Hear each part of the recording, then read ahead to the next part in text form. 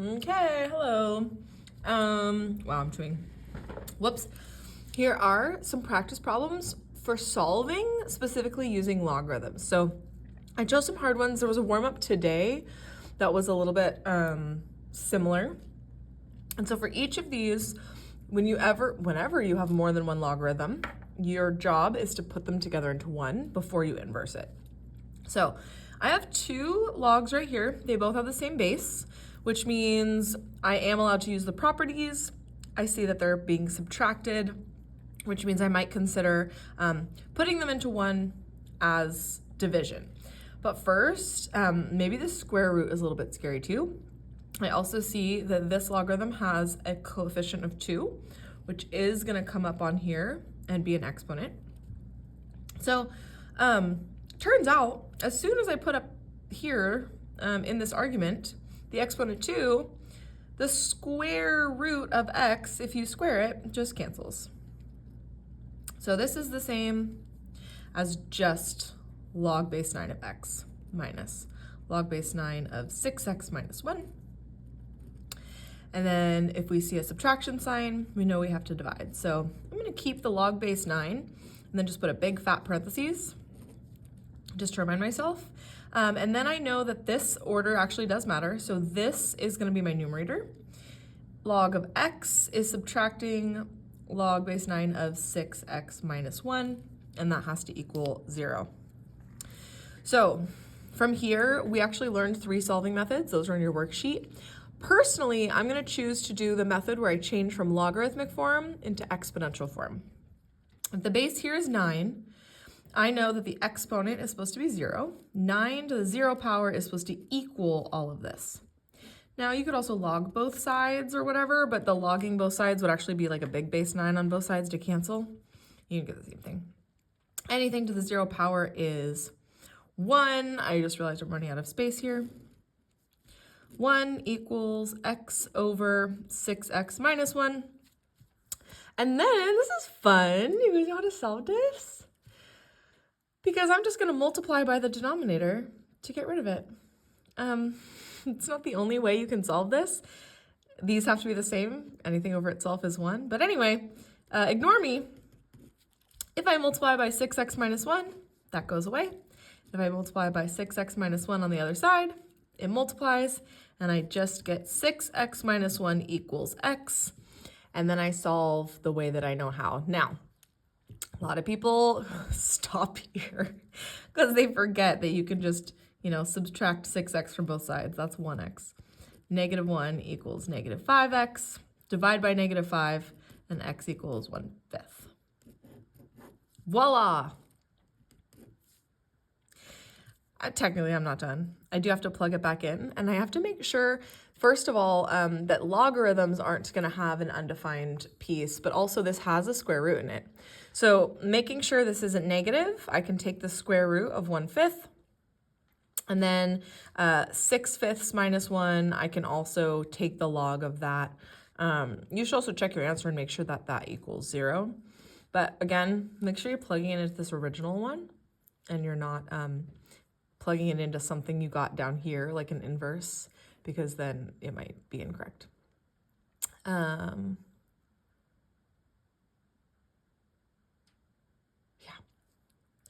Okay, hang on. Okay, second one. Oh my gosh. Oh no, I have 3 logarithms. Well, I'm going to start by I'm actually going to put these two together first. Turns out there is a little invisible base of 10 here, and these are adding together. So as soon as I change this, this is going to multiply times this. That's going to give me x squared minus x. Now, I don't have to just do the distributive property right away. I could keep it in factored form if I wanted. But I'm showing you that, and it's actually going to help maybe a little bit that you see this is the method where we look at both sides and we say, oh, these have the same log. And so if the log of this has to be equal to the log of that, we can just cancel and ignore the log. X squared minus x has to equal 3x plus 12. So that works for exponents, that works with arguments of logarithms, as long as they're the same. So this was kind of like our warm-up today. The only way to solve this is by moving everything over so that it equals 0. I want to keep my x squared positive if I can, so I'm going to move these over with this specifically. So my x squared stays the same. I now have negative 4x and a negative 12 as my a, my b, and my c. This is when you guys use your diamond problem. Today, I gave you one where there was an a value of 2, and I do think it would be helpful for me to actually have given you that one. But this is the factored version if you did a diamond problem. However you choose to do this box, whatever. Negative 6 times 2 is negative 12, and then negative 6 plus 2 is negative 4. My answers would be 6 and negative 2, but wait a minute. If I went up here, is the log of 6 plus the log of 5 the same as, this is kind of fun, is the log of 6 plus the log of 6 minus 1 the same as the log of 3 times 6 plus 12? Well, what is 3 times 6 plus 12? We can use our properties again here.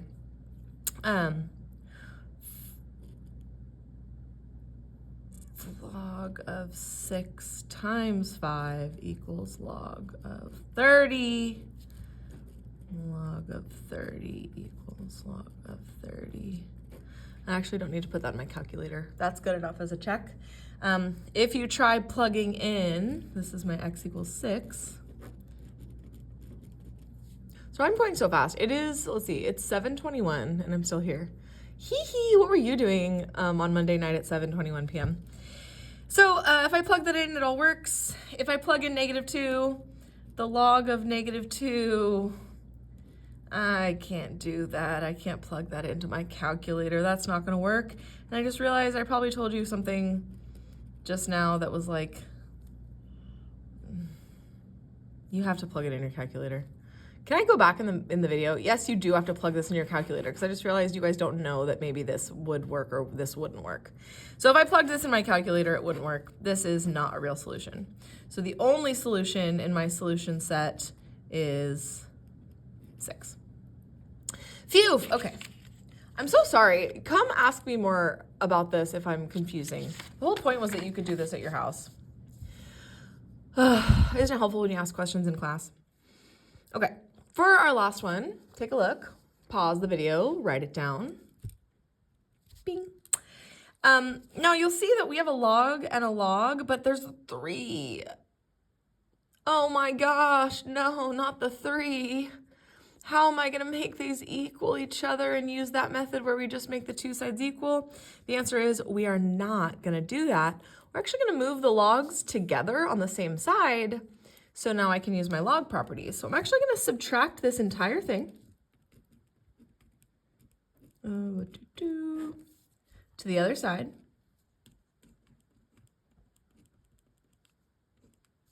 And so now I have log base 2 of x squared minus 6x minus log base 2 of 1 minus x equals 3. And now this again is when I would use my log properties. So subtraction, again, means division. I really like this one because we're going to divide 2 polynomials. And it's been a while since we've done this. So I chose to just do this big thing. I don't see any coefficients, so there's nothing that's going to go up as an exponent. I'm just going to divide these. So x squared minus 6x over 1 minus x.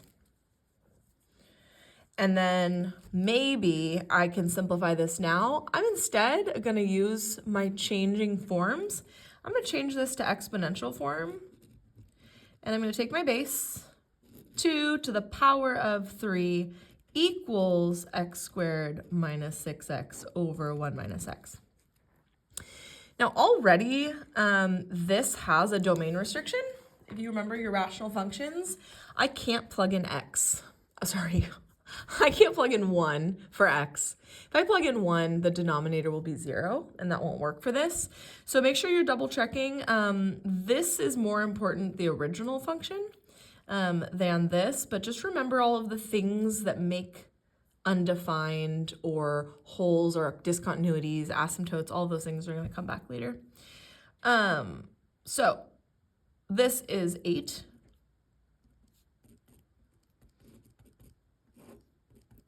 There's a few things I can do. Now I can multiply by this on both sides and treat it like a quadratic. I can also check to see if any of this stuff cancels. So a while ago we were doing things like holes and vertical asymptotes. And so if I wanted, I could factor this and see if anything fun happens. Oh, does anything cancel? And the answer is no. These do not cancel. Nothing cancels. So even if you tried factoring this, back in the day, things might be better and cancel. They instead, we're gonna move this to the other side by multiplying, and then we're gonna get a quadratic again. So this is distributive property. It just looks backwards. So 8 minus 8x equals x squared minus 6x. I would like my quadratic to have a positive leading coefficient, so I'm going to move these to this side to be with my positive x squared. If I add 8x to both sides and I subtract 8 from both sides, this is now positive 2x, negative 8. Two numbers that multiply to 8 and add to 2. Pause the video or whatever. Do your diamond.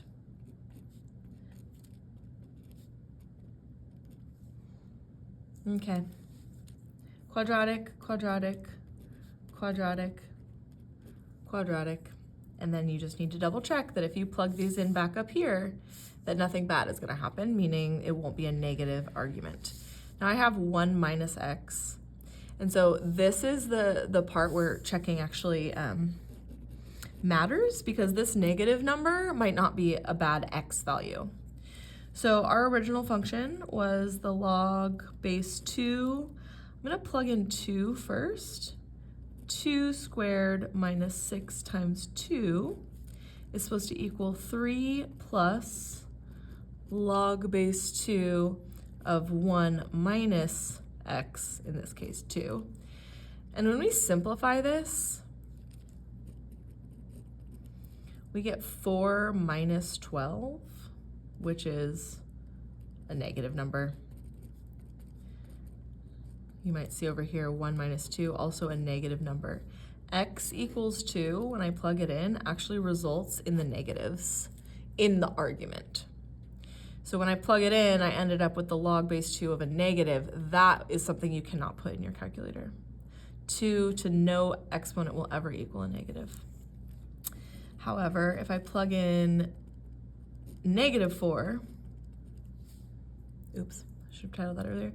If I plug in negative 4 to my original function, this is negative 4 squared minus 6 times negative 4, which is going to end up being addition. 3 plus log base 2 of 1 minus negative 4, that's also going to end up as addition. And maybe you can anticipate that this will be a positive number and this will be a positive number. 16 plus 24, don't make me do this, I'm so embarrassed. 40, 16 plus 24, oh my God. Anyway, if I tried putting this in a calculator, actually this is fun. Is this real? Log base 2 of 40 is supposed to be the same as 3 plus log base 2 of 5. Oh, this is fun for me, actually, hang on. I could put this in a calculator. 3, whatever this is a decimal, but that means 2